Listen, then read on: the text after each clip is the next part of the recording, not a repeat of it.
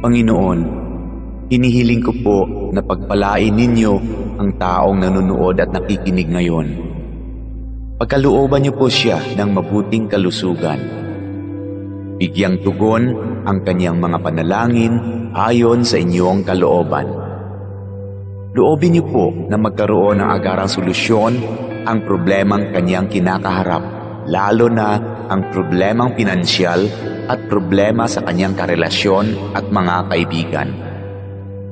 Ilayo niyo po siya sa tukso ng kasalanan at lahat na uri ng kapahamakan. Panatilihin niyo po sa kanyang puso ang pagkakaroon ng malasakit at pagmamahal sa kapwa, katulad ng kanyang pagmamahal sa inyo na aming iisang Diyos. Ito ay aking hinihiling sa pangalan ni Jesus. Amen.